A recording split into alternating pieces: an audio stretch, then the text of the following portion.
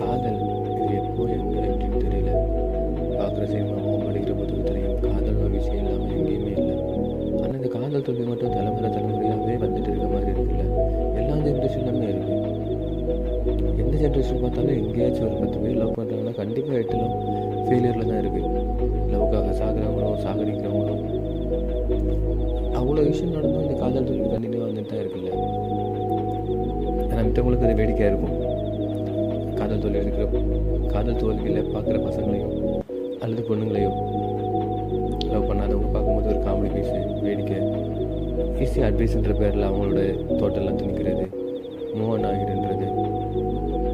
First meet பண்ணும்போது அந்த பொண்ணோட கையை பிடிச்சி ஒரு வாக்கிங் போகும்ல, அதெல்லாம் அவ்வளோ ஈஸியாக மறந்துட முடியுமா? முதல் முறையாக பண்ணுற டேட்டிங், அவளுக்காக என்ன வேணாலும் பண்ணுங்களாம் அப்படின்ற மாதிரி என்னோட தாட். அவ்வளோ பண்ணியிருப்போம், அவங்க கூட எப்படியெல்லாம் வாழ போகிறன்ற கனவுலேயே வாழ்ந்துட்டுருப்போம். அதெல்லாம் ஈஸியாக மறந்துடலாமா? மறக்கிறதுக்கு ஏதாச்சும் அப்படி சான்ஸ் இருக்குன்னு எனக்கு தெரியல. அப்படி ஏதாச்சும் தெரிஞ்சிச்சுன்னா ப்ளீஸ் ஷேர் பண்ணுங்கள்.